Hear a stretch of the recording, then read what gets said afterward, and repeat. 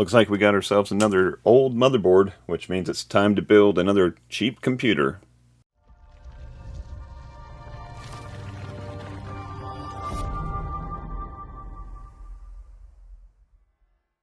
Hey everybody, it's Chris from Family Geekery, and today I happened to pick up this complete setup here, which is a motherboard, CPU, fan, and some RAM on there. And it was a local guy had just upgraded his system and wanted to just sell all this stuff at once, so I picked it up real cheap. And I've got enough parts around here to complete it into a real system, so that's what I'm going to do. So last week I put out a video where I built a $100 computer, which turned out cost me around $110 with all the parts. And it was a gaming computer that's not the absolute top of the line, but it can definitely play some games. So I still have left over from that another case, which is the exact same case that we used in that build. The only difference is the case that I used in the last build was a complete sealed box. This one that I've got here is an open box, and I'm not sure what's in it yet. I haven't pulled it out of the box yet, but I can tell from reaching in there that it seems like there's no plastic side to it. So it may be missing a side panel. So if that's the case, then this may be a less than 100% complete system. It may have an open window, but I've seen plenty of people using computers like that before. So who knows, someone may need something cheap and this would be just the right thing for them. So let's talk about what we've got here, and then we'll talk about what I'm going to add to it. And this is a Gigayte. It's an H77 board, so that's a second and third gen capable Intel board. Underneath the fan here is supposed to be an Intel 5, an i5 2500K processor, and then I've got 2 sticks of matching 4 GB RAM, so 8 gigs total, and that's what's supposed to be in here. I trust the guy, so I'm guessing that's what's in there. And what we're going to do first is we're going to boot this thing up, verify everything on the screen, see what's in BIOS, and then from there we'll probably take it apart, clean it up a little bit, and then start adding some parts to it. So to complete this system, of course, I've got the case that is yet to be unknown, but we'll figure that one out. I've got some RAM left over from the last build that I pulled out of the machine that I may be able to add on here. It should be the same speed.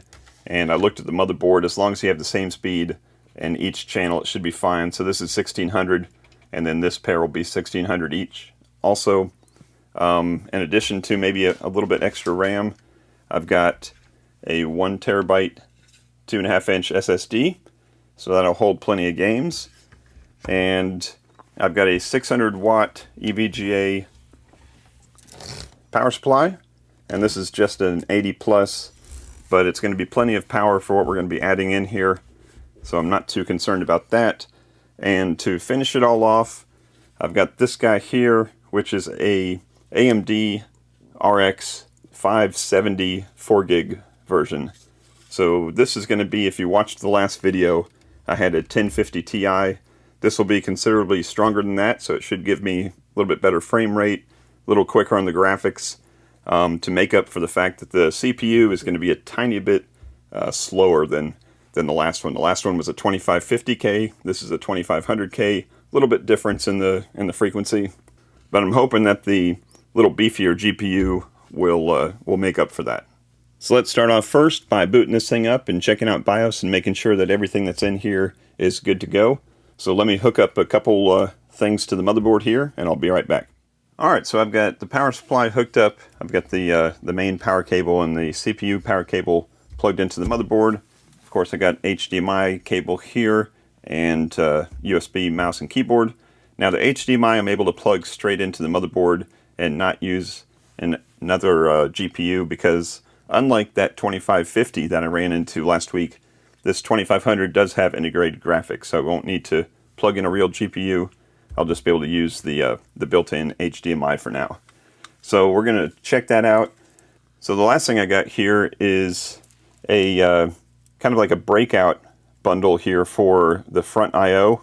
It's got some pin headers here to go onto the motherboard for power button, reset button, some LEDs. All I'm going to use this for is the power switch header here, I'm going to plug into the motherboard just to give me an easy place to push the power button to boot up the system. Now, sometimes I use that, sometimes I just grab the screwdriver and I just short the pins out. If you're not comfortable with just shorting out the pins and making sure you don't short out something that's not supposed to be shorted out, because there is, 5 volts or 12 volts on there, then this is a great way to go. Grab one of these on Amazon for, I don't know, 10, 12 bucks. So I'm going to go ahead and hook up the power switch to the swap power switch header. And get these guys out of the way. So now when I turn on the power supply, I'll just have to push this button here, and we should see the fan start up, and we should eventually see some video up here. So let's check that out. And there we go, we got power. So it's always good when you see power on the fan here and power on the power supply fan. And, enter password. So this has a BIOS password. That's fun. So we get to do a little bonus exercise. You're going to learn something new. So most motherboards have a function in the BIOS to put an administrator password on to keep people from booting up the system if they don't want people to boot up the system. So that's built into the BIOS. Now, if I had the password, I'd just go into the BIOS, change that, delete it out and get rid of it. But if you don't have the password, then you have to clear that BIOS out. Now, most motherboards also have a way to do that pretty easily. So on here, you can see right here, it says clear CMOS. And what that means is there's some pin headers on here that we can short out, and it's going to clear that BIOS. Now, sometimes there's 3 pins, and then there's a jumper on 2 of them that shorts them out, and that's normal operation. And to clear the CMOS, you just pull the jumper up, short these guys out, and then either power up the system or just hold it on there for a couple seconds, and it shorts it out. And then once that's clear, you move the jumper back over. So really that 3rd pin is just there to hold the jumper for you.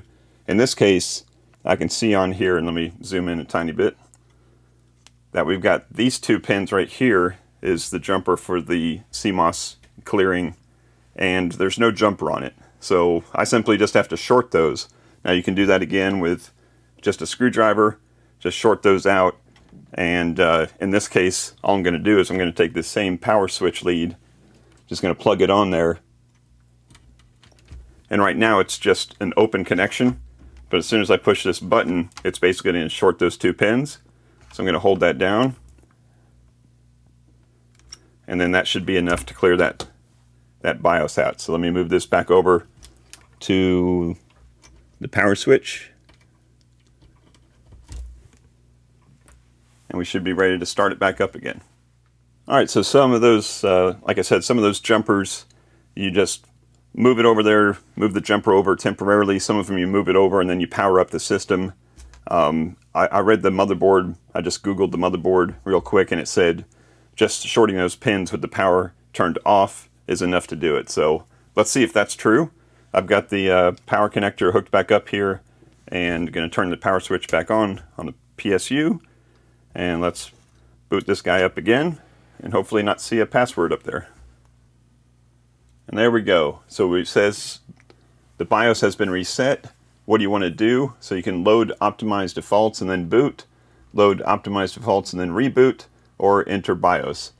So I'm just going to go ahead and click on over to load optimized defaults and then reboot. That way it's going to go ahead and clear out any kind of password it may have had, default all the BIOS back to normal, and then it's going to reboot. So it just rebooted. It says it didn't find anything to boot with. Of course, we don't have any hard drives set up yet. So it's going to go into BIOS, and here we are. So now, no worry about the password anymore. This is all ready to go. Alright, so I'm just going to check a couple things here in the BIOS just to make sure everything looks good. And really, it shouldn't get this far if something is really bad. So it's never going to get this far if something is really bad. So I'm really just verifying that what's in there. So I can see already that I've got a CPU frequency of about 3.5 gigahertz. I've got 8 gigs of RAM, that checks. I can go up to PC health status and see the voltages, see the CPU temperature, see the system temperature, the CPU fan, so all that's registering, and all that looks good. So the last thing I'm going to check is just go into this MIT current status, and I can see from there the CPU name, Intel Core i5 2500K CPU at 3.3 gigahertz. So all that looks good. The memory frequency looks good. The base clock looks good. So I'm going to say that this thing is exactly what the guy told me, which, like I said, I never doubted. He did send some screenshots of it still running, so that always certainly helps. But we are good to go with the motherboard, the CPU, and the RAM.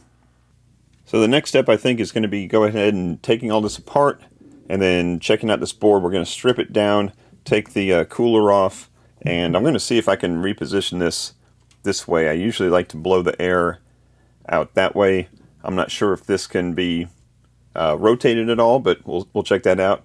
And I'll go ahead and put some new thermal paste on it, get it all nice and cleaned up, and maybe add in this other RAM that I've got sitting around and see what we can do.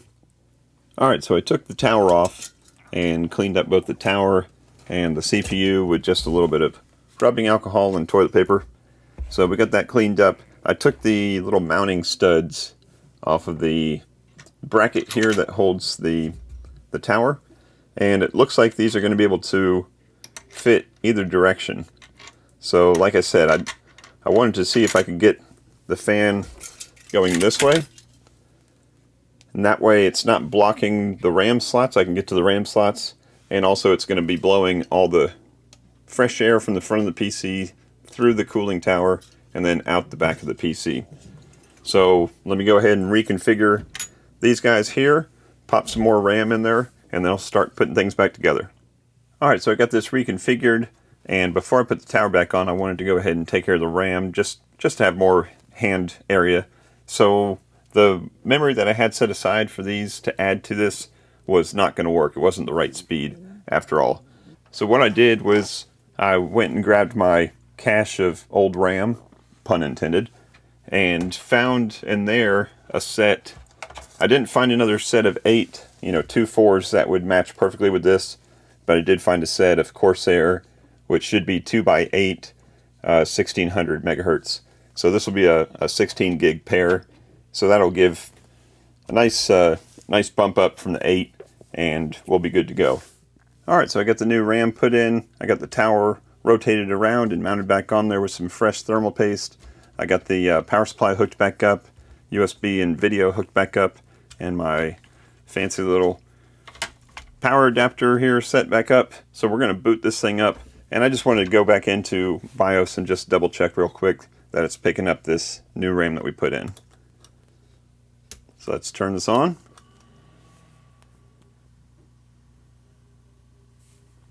And it still doesn't see Windows, obviously. And it looks like it's picking up 16 gigs of RAM. So we are ready to go. Let's go ahead and power this thing down, take it apart a little bit, and let's take a look at this case and see what we need to do with it. Alright, so I grabbed the case out of the box, and as expected, it is missing the side panel here, but it is absolutely brand spanking new. So just like the other one in the other video, exact same model. It's got the RGB lights in the front here that make like an infinity design with the mirror. And once we get that plastic coating off the front and boot it up, you'll see that. But it's all here. It's all clean. It's just missing a window. So like I said, we're going to build this thing up and make it function, make it game, and see if somebody wants one without a side window on it. Now, just like before, we do have the 80 millimeter opening here. It worked fine with the other one because I did have an extra 80 millimeter fan sitting around. I've got one more of those left, so I'll grab that for here. And other than that, we're going to start getting this thing ready to put all the pieces in. Alright, so the good thing about building in the same case 2 builds in a row is that all the mystery is gone. I already know everything about this case. At least I still remember it from last week when I built in it. So I popped the front door off here, which has all the I/O cables, and that's completely separated from here. So I'm going to go ahead and I got the one single standoff here that I needed to add to for this particular motherboard. So I'm going to be able to set the thing in and mount it down just like on the other build, this motherboard didn't come with an I/O plate, so I'm going to have an empty I/O plate there. Not a super big deal. It's mostly superficial, but you can have some problem with, dust going in or out. But I'm not too concerned about that on this type of build. So if I skip any steps here that kind of confuse you, just go ahead and go back and watch that other video where I go a little bit more step by step with this particular case. I'll have that video linked down in the description below. So I'm going to grab this motherboard, pop it in, and secure it down. Okay, first mistake. This hole here is actually too wide for where the last mounting hole is on the motherboard. There should be one right here, but there isn't. So I'm not too worried about that. Let's go ahead and mount this thing in here.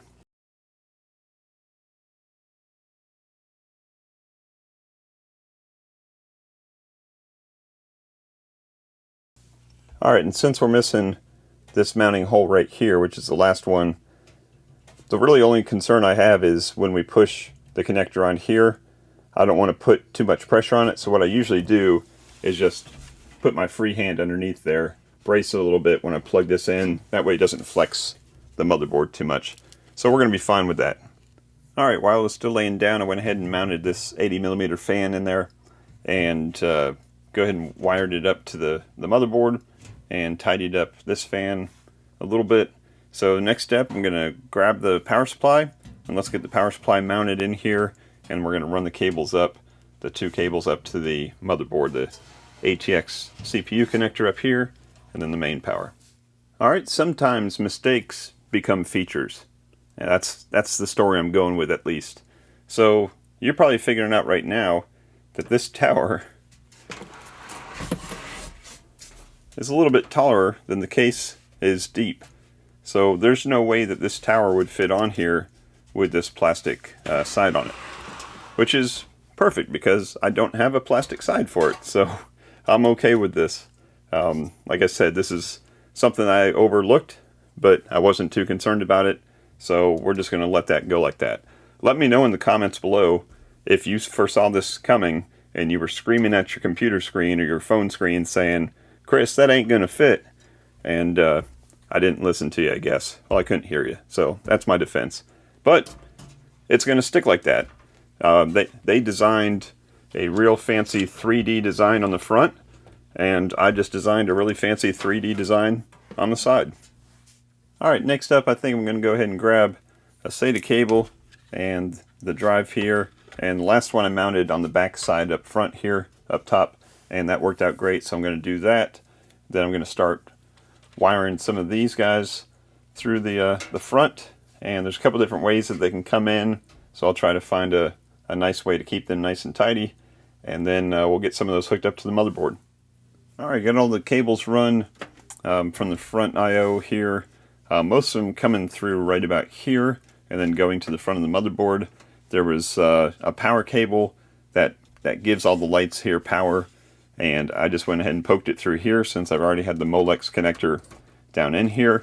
Tidied up the unneeded power supply cables, and then did a little bit of cable management. Not the prettiest job, but not the ugliest job. Put a little thicker tie wrap right here on the big power connector just to give it some strain release so nothing's pulling on it. And I'm kind of happy with the back here. So let's see how I did on the front.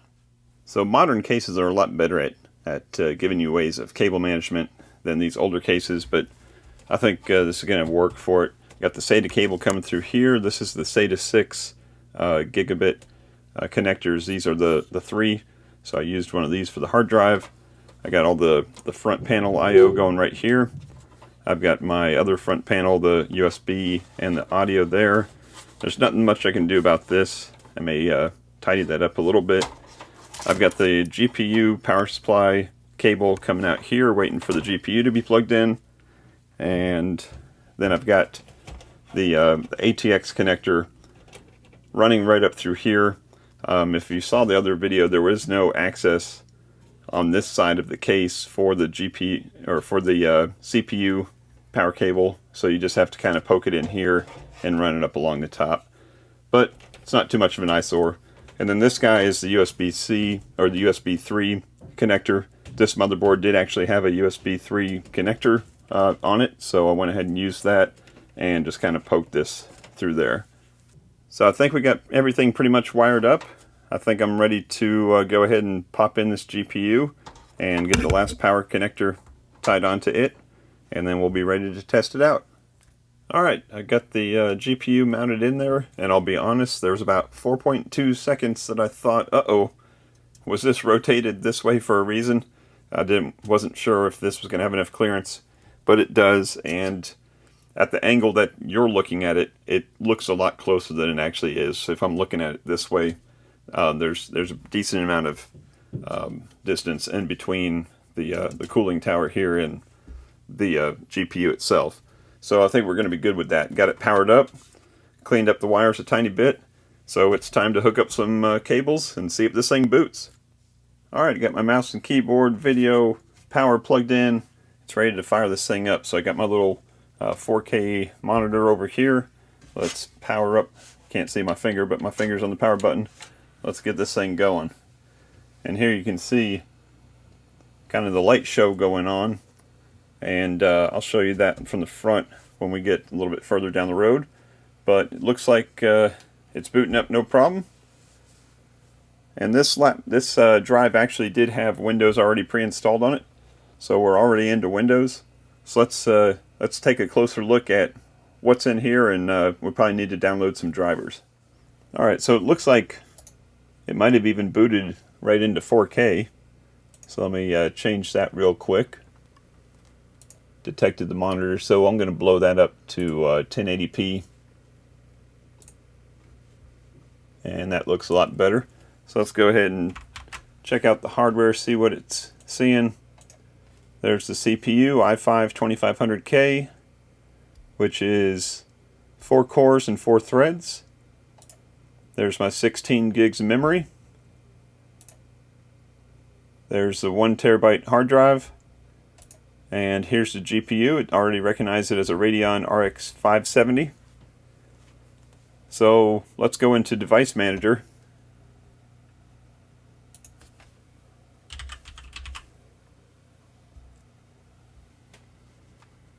And see how many drivers it still needs. Looks like just one thing. So PC Simple Communications Controller. So I'll search for a driver for that, and then we'll hook it up to the internet and get some updates on Windows.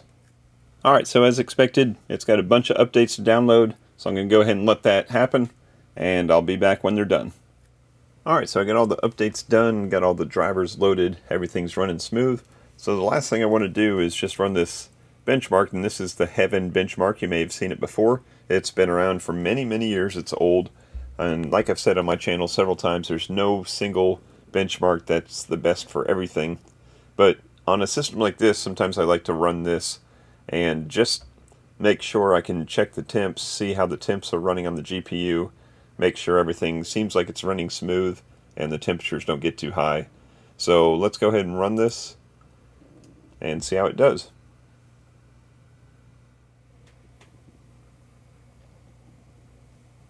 Alright, all done, and it ran smooth, so I'm pretty happy with that. So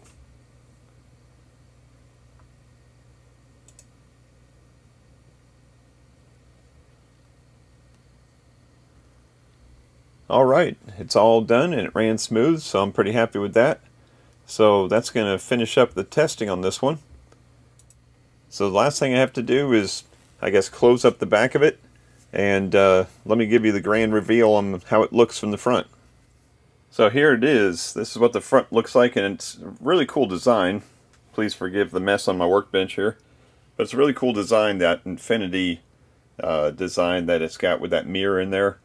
And it looks pretty cool. The way that this particular case works, they take the reset button, and it's already pre-wired inside to the RGB controller. So you can change to different RGB patterns.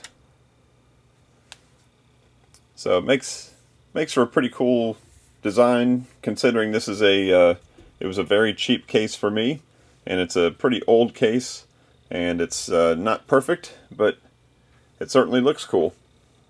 So I think we are done with this PC. Let me know down in the comments below what you think about it. Let me know how you think it turned out. Now obviously It's not a state-of-the-art super-duper computer, but I've got some parts that, like this case here, that I wanted to use, and it just doesn't make sense to put, like $1,000 computer, a really high quality computer inside this case that cost me literally nothing in this case. So I just want to use it and find some parts locally that are about the same kind of, value to what I'm putting them in. That way you don't end up with an awesome case with garbage components inside or awesome components with a garbage case. So let me know what you think about this one. I promise you I do know how to make really pretty and really powerful computers. You may have seen some other ones on the channel. I'll have some more coming up. I've got lots of parts left. I'm just trying to clear out some old inventory here and build some stuff that maybe somebody can use. So that's going to wrap it up for this episode. I hope you enjoyed it. If you got something out of it, go ahead and give me that thumbs up. If you like to watch this kind of stuff and you want to see me build some more computers, then go ahead and hit that subscribe button because I've got some more coming up. So thanks as always for watching, and until next time, peace out and geek out.